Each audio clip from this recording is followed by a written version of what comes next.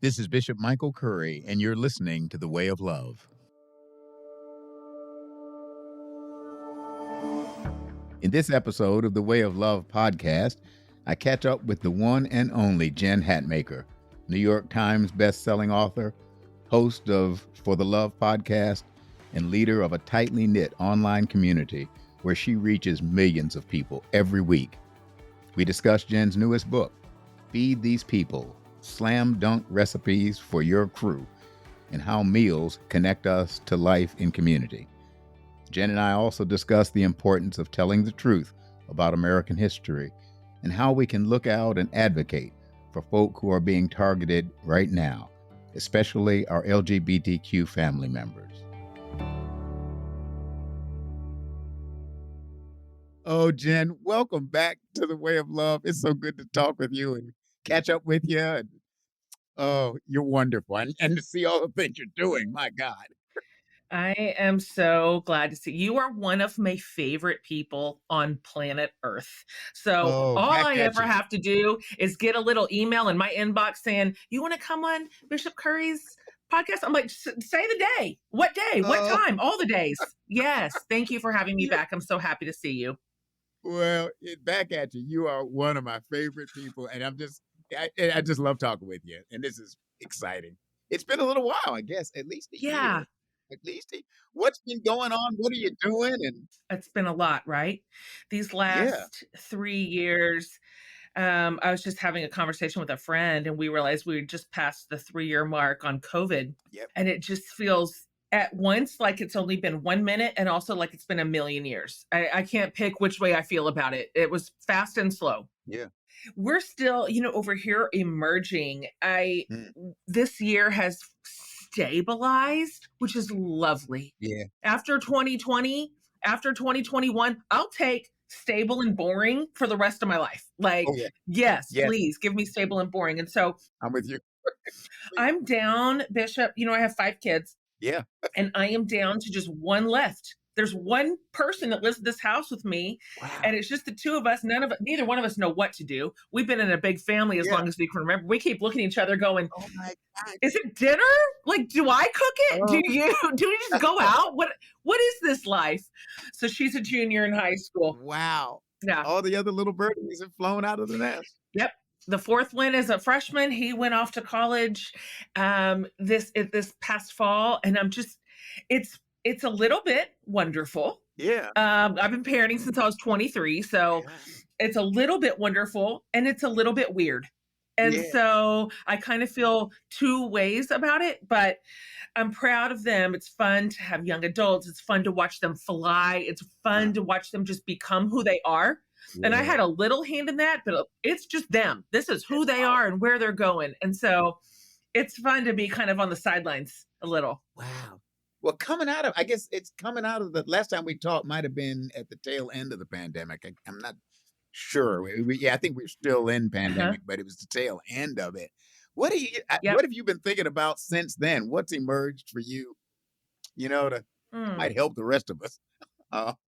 Because we're kind of in the funky land between the pandemic, the height of it is over, but COVID hasn't left the neighborhood. that's right. There were residual impacts. I'm not sure we all know what they are yet. I know it sometimes seems absurd that um that people look to ordinary people for guidance, and I'm like, I'm out here flesh just thrashing around like everybody else. But Yeah. I don't know if you remember this, Bishop, but I told you this when you gave the benediction for my podcast in 2021, which is what you were talking about, kind of the closing Yep. blessing over the year and prayers for the year to come. And I remember.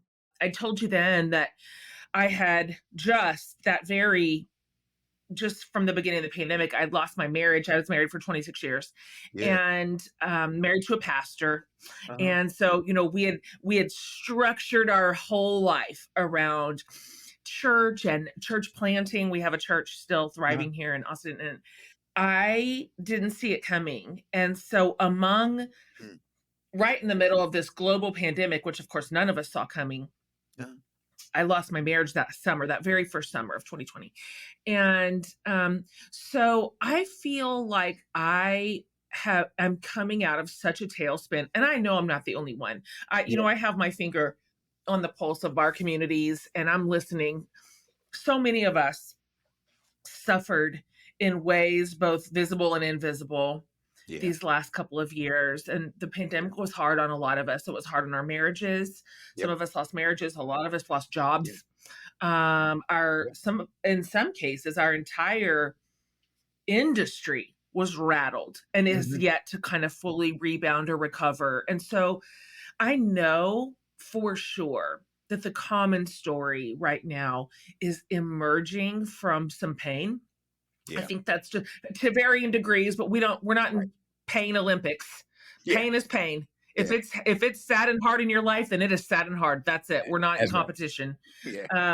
And so I think for me, and one thing I'm telling my community a lot these days is it has had that awful purifying effect. Man, I hate that this is in the Bible and I wish this wasn't the system. I Yeah. do. Uh-huh. But suffering does do a have a strange purifying effect on our hearts and our Yeah. souls. It just does. And Yep. I wish we got to these places from joy and laughter. I wish that was the Yeah. path. That would But be it nice. turns out, wouldn't that be nice? Why can't that be the Yeah. system? But I find myself sitting in the seat right now where I'm just saying, "Ooh, what really matters?" And it's Yeah. pretty pared down. Mhm. It pared down quite a bit for me. And what do I care about? I'm at the halfway point of my life, more or less. Yeah. Yeah. Um, and I'm thinking, all right, how do I want to spend the second half? Yes. What do I Yeah. care about? What gives life? What is full of love? What's full of hope? Where's that? Where's Yeah. that story? Yeah. That's the story that I want to hook into. And to some degree, we can choose it to some degree, despite our circumstances, right? Don't you think? Yes. Yes. I'm with you on that. Mhm. You can't we can choose how we internalize and respond. That's it. That's what we And it have. takes work, but we can't. We can't control what happens, That's but exactly right. yeah. We can Yeah. control how we respond and how we process it. I've learned a lot about Yeah. processing these last couple of years in therapy because I had Mhm. so much trauma from Yeah. the loss of my marriage and just working my kids through their Uh-huh. shock and trauma too. And so I've learned a lot about what it means to let our pain flow through us, to Mhm. feel it, to face it, to Yeah. admit it, not to resist it, but just Mhm. to let it be what it is. And that to me has been a real path of healing. And so my tendency, my instinct is to Mhm. resist pain. I've Yeah. been historically not good with hard things. I just prefer the top half of the glass. Yeah. That's just how I was born, Yep. an eternal optimist. And so I really had to have practitioners help me Yeah. learn how to live in the bottom half of the glass for a while. Yeah. And turns out there's beauty there too. Yeah. Who knew? There's Yeah. beauty there too, ultimately. Somebody just recently, I can't remember where I was, but it was in a conversation about navigating through dark times. Mm, And this person quoted Howard Thurman, mm, who used to speak of, remember, darkness is always luminous. hmm. There's Yes. even light at the depth of the sea. It's so You beautiful. can't see it ordinarily. It's not obvious, but it's luminous darkness. Mm. That's what you're describing. It's true. Barbara Brown Taylor talks about that. Does she really? Yeah, that's one of her, like, beautiful metaphors that she uses.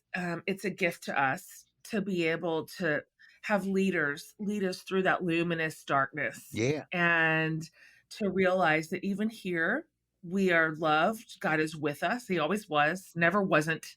He is with us down there at the bottom of the ocean. There are beautiful things to discover there that you just cannot perceive in the bright, shiny light of day. You just can't. Yep. So I'm on the downhill swing here from all of that loss and feeling grateful, feeling like life is pretty precious and that I don't want to squander it on nonsense. That's where I find myself sitting these days. Awesome. Awesome. And you know what was wonderful about it? You went to people who could not like Job's friends, who were not particularly That's helpful on right. his journey, but you That's right. you found We're some not friends, helpful. some folk therapists or friends or colleagues who are helpful, who are helpful. Yeah, that's right. And your podcast help others. You know what I mean? Those become conversations. That's right. I just, I can look back over the course of, well, really my whole life, frankly, and just see how many people were just a little bit ahead of me on the path, and they just had the kindness, they had the generosity of spirit to hold up a lantern, right, for those of us who were still behind them. And they held up their lights and said, this was my story, and this is how I got through. This is what I learned, and this is what you can know. This is what I discovered, and this is how I got there. These were my best teachers. These were my Mm. best practices. Those lanterns Yeah. lit my path. And so I feel like now, and it's to some degree, I've always felt this way as a leader, but a big part of my job is to hold up the right lanterns, the ones that I can. I can't hold them all up. I only Uh, have a few, but the ones that I have are mine to hold up. of And so yours. for me, this has been a season of a lot of transparency in front of my community. I suffered in front of them. I Yeah. grieved in front of them. I processed in front of them. And I've been healing in front of them and talking about it all along the way. This is what I'm learning. This is what's hard. This is where I keep stumbling. This is a new idea for me. This is some free therapy. I spent $125 on it, and I'm going to give it to you right now. You get it for free. And so those are my lanterns, and Yeah. I feel a real sense of responsibility to hold them up well. Well, and in that way, I'm going. I'm slightly. This is a terrible segue, but in that way, you've been feeding folk. Um, and that leads Yes. me. You've got a recipe book. Isn't that funny? This is Isn't that the craziest thing? It's not my genre. I write books for women, yeah, generally in the kind of faith and like development space. And yeah. so I've always loved to cook forever, Uh-huh. just like a regular person does, just a home cook who cooks for all the people who live here. Yeah. And I've been writing recipes online, just helter skelter ad hoc for Oh, years. have you really? Oh, okay. Yeah, my community just kept saying to me, "Would you write us a cookbook, but like this?" I write it in my way, Bishop, like sarcastic and melodramatic and long and full of too many words and hyperbole and just the way I do. I wasn't trying to write a cookbook. I was just trying to be silly. And so they said, write us a book the way that you do. And so I actually I wrote that cookbook during the pandemic, just after I Uh-huh. lost my marriage. And I'll tell you, I told my team after I turned it in, I said, look, I don't know if a single person is going to read this cookbook, if they're going to buy it. I have no idea. But if nobody does at all, every second of this project will still have been worth it because it was so nurturing for me. Yeah. I just didn't have any gas in the tank to write a book that required a lot of emotional heavy lifting. I was on fumes. Right. I was just in recovery and Yeah. healing myself. But you know what I could do? I could write about pot roast. I Yeah. could go in my kitchen and cook 700 million hours of test recipes, feeding everybody along the way. I would just say all my best friends, Bishop, live right by me. Oh, really? They're nearby. One on my street, two Uh-huh. on the street behind me, with 0.02 miles apart from each other. I can't tell you how many times I would send out a text. I'd be like, I have 4 recipes. They're done. None of them go together. One's a breakfast, one's a dessert, one's a dinner, just, can you come over and test them? Uh-huh. I need honest opinions. And they were like, on our way. I'll try. Yeah. So my people were like, write another cookbook. Oh We my ate for a God. year. I'm like, yes, that's so true. It was so fun. Oh my God. It's called Feed These People. And that's just kind of what I do. And that's what most home cooks do. They're just feeding the people they love. And there's just something, the Bible has quite a bit to say about the table and the power of it and what it means to gather around food and feasts and family and friends and faith. I mean, that is a through line. I mean, throughout all of scripture, the world has known for a long time that there's something nurturing and nourishing and powerful and even sacred Yes. about gathering around a table with people that you love and breaking bread. And so it's not a new idea. It's Yeah. a very, very, very old idea. And it still has legs. Yes, it It does. still has legs. Yes, it does. It's still a good practice. Now this isn't the greatest metaphysical question, nor is it the deepest existential question. Okay. What's your favorite recipe? If you had to name one. Mm. Oh man. Listen. I like to pretend that I am sophisticated, that I have a sophisticated palate, Uh, that I like food that is elevated, and I do, but I'll tell you, I'm just a Southern girl who kind of grew up down and dirty on uh, food. uh, And probably my favorite, my favorite recipe in the book is called Diner Cheeseburger Sliders with Trash Sauce. have mercy. Have mercy. It's You're just, talking my it's language. just it's just what it sounds like. It's Oh my exactly what it God. sounds like. It's sloppy, goopy, cheeseburgery, greasy, delicious. I could eat it every day of my life. Oh, I love it. So, Oh, yeah, I didn't say I was gonna feed you healthy. I said I'm oh, just gonna feed you. no. So, know what you're getting. That's right. Sometimes you just want good, whether it's good for you or not. I want something that's good. That's right. Heck yeah. I love it. My sense of you is that you really do feed us and that's part of who you are. Thank you. And Mm. and and you have, in your podcast and I'm guessing in other aspects of your ministry have set a table before us, or the Lord sets a table Mm. before us, and you've Mhm. kind of like Mary and Martha in the Bible, um, Yeah, provided something for tended all it. to eat. Yeah, Mhm. tended it. And that's kind of what you do. And I mean, I was just kind of, Yeah, I was looking at what to your web. I hadn't been there in about a year. I hadn't looked yeah, to see. I said, my God, all this has happened in a year. I mean, there's more. I mean, yeah, your podcast. yeah. I got a lot of little slivers of the pie chart, and, my North Star is being faithful, being a faithful leader and toward what is good and right and true. Just under the North Yeah. Star, just south of it are Wow. women. And so women Yeah. that's what's been put in front of me to serve Yeah. and to lead well. And so I'm always thinking, how can I get to them? How can I serve them? What do they need? Yeah. What are they craving? What are their Mhm. questions? Where are their pain points? How can we gather? Because one thing I have learned, Bishop Curry, about leading women is if I can just figure out how to get them in the same space, at that point, the sum is greater than its Uh, parts because women have this alchemy with one another yeah. where they just create community. You can't stop it. That's true. You I don't need to organize it. I don't have to pull all the levers. I don't have to put a ton of structure. The women And do they it do it. because women are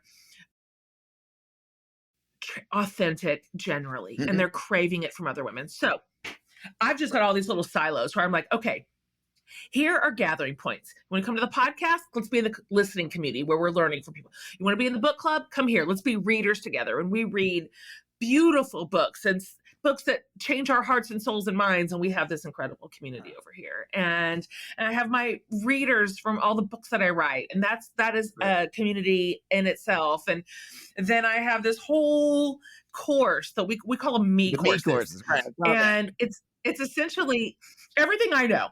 That's what it is, Bitchcore. It's everything I know. And my team and I went, okay, how can we fit everything into these really condensed a library of sort of practitioner work? So I've got all the me course community too, and I just love it. I just love every bit of it because I love women, and Wow. I believe in our capacity to recover Yeah. and build and create and innovate and connect. I can't get enough of it. And so you will always find me just hustling, building little machines wherever I can build them to gather the women together in any which way that I can. Wow. Well, one of the things you also do is you have I think a Christ informed or Christ shaped social vision and commitment um, that faces race and sex and sexuality and controversy. And I know you've paid some prices for um, a commitment to love, not as a sentiment, but as a way of living with and for others as well as the self. And I know that, and folk know that about you. I just came back from our House of Bishops, and we were in Alabama, and hosted by the diocese there, and wonderful, wonderful folk. And we had one day when we went to Montgomery, for the Institute of Racial Justice, to both the museum, of which is really sort of slavery to the present, and heavy stuff. I mean, it's our story. It's an American story, and it's our story, black and white alike. It's our story. It's everybody's story. And we did that, and then went to the I don't want to call it cemetery, the where lynchings are memorialized, the memorial garden, to all of that. And I was just wondering what your thoughts are in terms of where we are racially. I'm going to get the human sexuality in a second, but where we, I mean, you've had insights about that and you've been a witness. And I'm just wondering where you think, 'cause coming out of the pandemic, I mean, George Floyd, Breonna Taylor, I mean, we've had indigenous boarding schools realizing that, all of that. I mean, Asian Americans being afraid. I mean, the trans community has been afraid. I mean, just something's going on. Um, what are you thinking? What have you been thinking about? What have you been? Yeah. And I'm down here in Texas, so we have all the border, You got the border. Oh my God. just abuse. Yes. Uh-huh, Yes. and so, um, I I was in Montgomery, a few years ago with Brian. We spent a couple of days with him, and it was when the museum was just in Yeah. idea, Yeah. and we went to several of those lynching Yeah. sites and Yeah. dug that dirt in those jars. It's like 200 jars now. It was a powerful, um, talisman, really, as this was soil and dirt. This is not a construct. It isn't, and now right now we are, I wanna say it's unfathomable, but it really isn't. It's just it's devastating and scary to now be facing down, this critique of critical race theory Yeah. in our schools as if we could just erase it Yeah. from our very history, Yeah. as if it was not of the soil Yeah. and of flesh and bone Yeah. and of historical fact. And it's in the bones of our country. Yeah. And so I we have yet to experience a true reckoning. Yeah. That's true. And we live in an incredible time of we have we have our generation of leaders Mhm. and of leaders leading toward racial equity and equality and the eradication of white supremacy. And Mhm. it's a wonder to watch. Uh-huh. Every generation has them. Of course, we'll Right. think of them kinder in hindsight, probably, like we always Right. They'll do. be saints then. They'll be saints then. Oh yeah. Oh yeah. I find myself just almost stubbornly in a way that's frustrating, cling to hope. Mhm. I'm dating a person. I'm dating a person, Bishop. I'm Oh 48 really? years old and I'm dating someone. What in the Oh, world? how Yes. And cool. he's black. Really? He's black. And his primary work is in sort of racial justice. Oh, That's where okay. he concentrates his Uh-huh. leadership. He and I were on a trip not too long ago, and another story spiked, in the news, and we were having breakfast. We were having Yeah. breakfast. We were in New York, and I just it was just another senseless shooting of an innocent person and an innocent black man. Yeah. And we just sat there over breakfast. I couldn't finish my food, and I just said, it just won't end. We can't get to the bottom of it. There's no bottom, and then we're going to be gaslit that it wasn't what it was, and we didn't see what we saw, and we didn't hear what we hear, and then the system is set up to defend these. Mhm. I'm Mhm. just going on and on and on Yeah. to my black boyfriend Uh-huh. who has lived as a black man his whole life. Uh-huh. And he just says to me, he just kind of lets me rant for a little bit and goes, I'm hopeful. And I was like, Mhm. how dare you? Like, Mhm. why are you saying that? What reason could you possibly have to be hopeful? Like, that's just foolishness at this Mhm. point. I Mhm. was in a real mood. And he said, I am a 6'2" big black guy with dreadlocks. Mhm. I'm in New York City at this nice restaurant having brunch with my white girlfriend, Hmm. and we have had the best couple of days. We've walked around the city. We've been loved and welcomed everywhere we went Yeah. with delight. He was like, I am my ancestors' dreams. Yeah. I. He's He's right. like, not 75 years ago, nobody would have believed this, Right. that this was possible, that this was the way. And he just said, things do change. Yeah. They do. When it's in your time, it's so slow. When it's your generation, it's just such slow. The wheels of justice just grind, Mm. but they do But they grind do grind. and they do They change. do turn. Yeah. And so Yes. I just keep thinking, this is our moment. This Yeah. is ours. We've been handed this little stretch of time. It's all we have. Hmm. And it's our work to do while we're here. And so we have to do it with hope. We have to do it with integrity. Yeah. We have to do it with commitment Yeah. and dedication, just like every generation before us. And so, so to that degree, I have been forced into Mhm. hope because things do change. Yeah. And hopefully, we're going to hand this world to our kids' generation just a little bit better That's than right. we got it. And they'll Mhm. do the same. And that's Mhm. how it goes, the Yeah. arc of justice. Maya Angelou used to say, "Remember, you are the hope and the dream of the slave," and that's God. That's true. Without, I remember in I hadn't been to Montgomery since after the pandemic. Last time I was there was before. But and I didn't remember the poem at the memorial gardens, but at the end of the poem, and I'm paraphrasing it, it's said better than this, but there's this line that hope is the energy that gives passion for justice. Hope is the energy that gives passion for justice. It's worth protecting. It is. It's worth protecting. It's worth nurturing. It's worth hanging on to, even when it seems like hubris to do so. When when so much evidence to the contrary is happy to present itself every single day that we're not there because we aren't. It's we're not there. I love that quote, and I hope to always be that kind of leader who never lets that extinguish, and so that all I'm running on is fury. Yeah. And we know those leaders too, Yeah. Yeah. because that's also fuel. Yeah. That's Anger is fuel. fuel, and it can get you down the road. Yeah. But I don't know how long it'll work. I don't know. Right. I don't know how quickly that'll burn out, and to what end. And so I hope to continue to put enough hope in the gas tank as the fuel.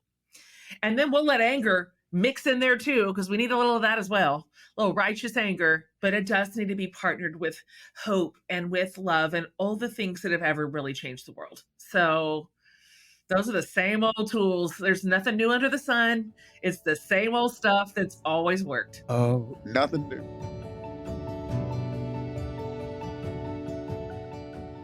Have you had moments in your life, as Jen puts it, when you felt forced into hope because maybe things do change?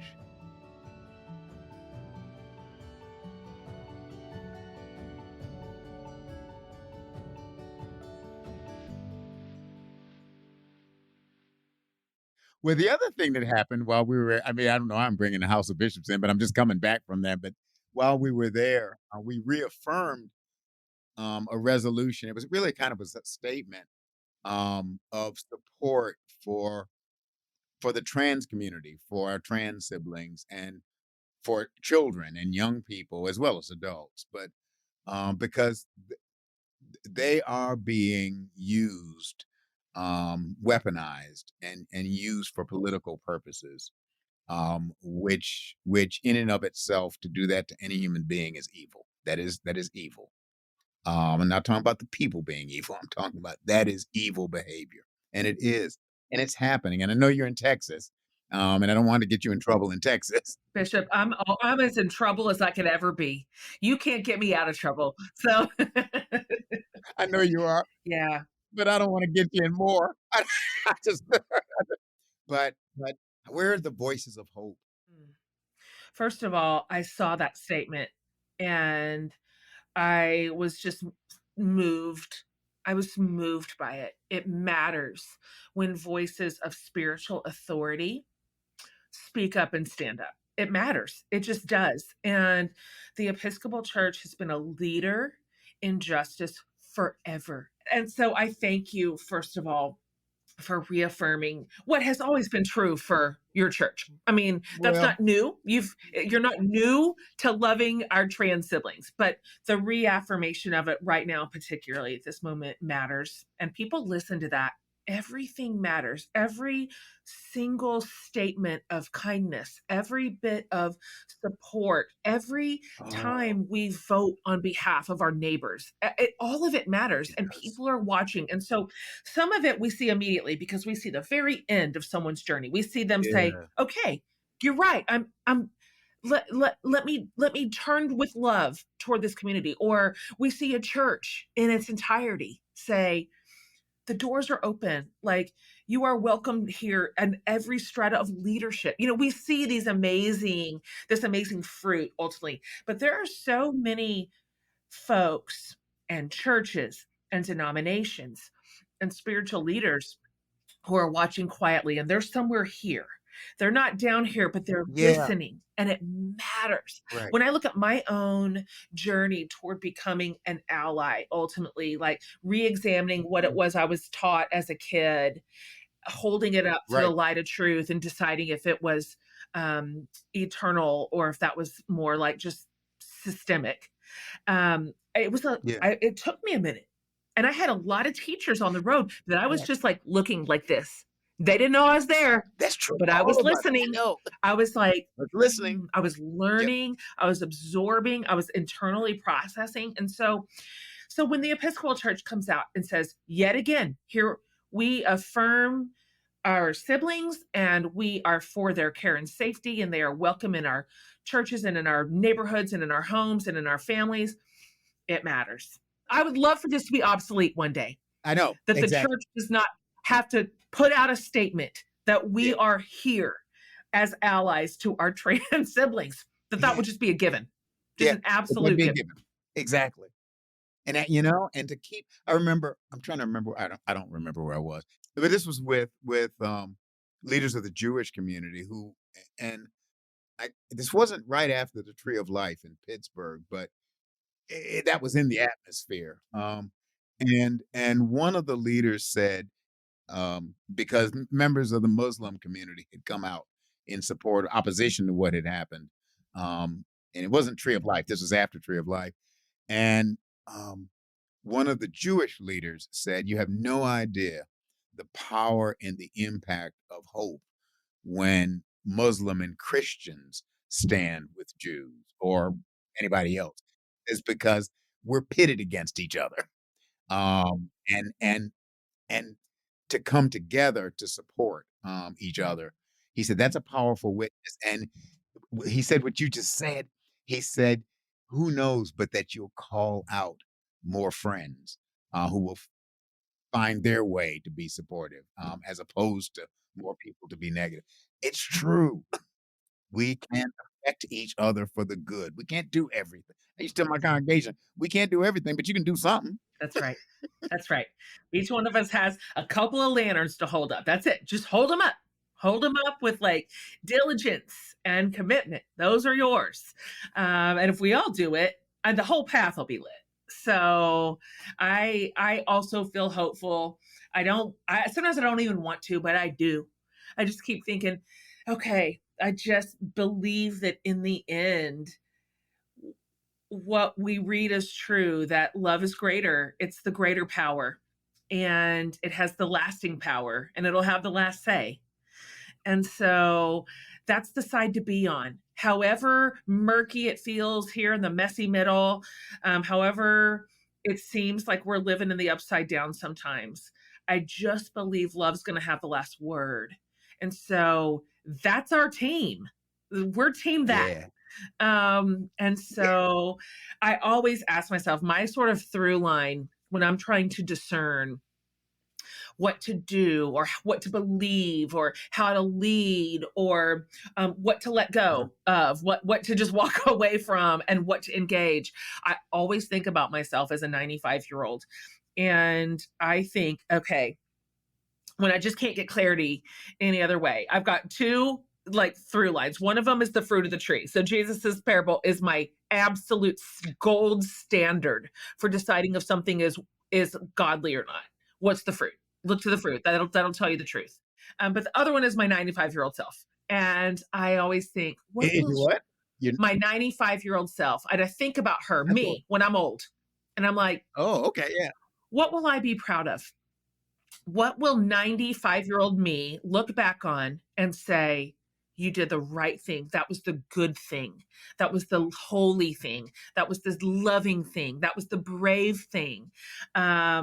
She's discerning because she's not gonna look back and wish I got sunk by the Malay. She's gonna say, did you do the things that mattered? And so I think about her a lot, and it helps me go, oh, yeah, this is worth the work. Or, Jen, walk away from this one. Walk away. This will disappear through your fingers a week from now. Like, this one's not worth it. And so, between the fruit and my old lady self, that's pretty much how I figure out how to operate in the world. I love it. Oh, I was going to ask you, what words would you share with us that we can take away from this podcast? And you just gave them. I think I just did. You just gave them. The fruit, old age. Fruit, Yeah, use that. old age. That's how you figure out how to live. With those words, all I can say is thank you and thank God for you. And thank you, Jesus. Thank you, God. Jen Hatmaker, you are God's beloved. And you have Thank just you. blessed us. God bless you, my friend. I just love you dearly Oh, and have learned so much from you, and you're a mentor to me. And I am so grateful for your faithful, oh, faithful, faithful witness on this earth. So anytime you need to fill an hour for your podcast, you call me. I love it. I sure will. And you just gave me a blessing. Because see, now I'm just gonna look ahead. Instead of just looking That's right. back, look ahead. That's right. Because I got about 20 more years before I'm 90. So I'm just going to Yeah. look ahead to being Yeah. 90. Yeah. You're And still a young man. that's right. Good stuff. You got plenty of pavement in front of you. That's right. That's Let's right. see what your old self wants to say about it. Oh, Jen, God love you. You are incredible. And may God bless you in all you do. Thank you. Because you have surely been a blessing to us and to me. Take care, my friend. Thank you. You too. Learn more about the way of love and creating your own rule of life based on the practices of turn, learn, pray, worship, bless, go, and rest. Check out Jen Hatmaker's book, Feed These People, online or at your favorite independent bookstore. And visit Jen online at jenhatmaker.com. That's jenhatmaker.com. The Way of Love podcast executive producer is Jeremy Tackett. Our podcast engineer is Ellie Singer. Research and guest relations are managed by Amanda Skofstad, and our project manager is Chris Sycamore. I'm Michael Curry, and I'll see you next time on The Way of Love. God love you.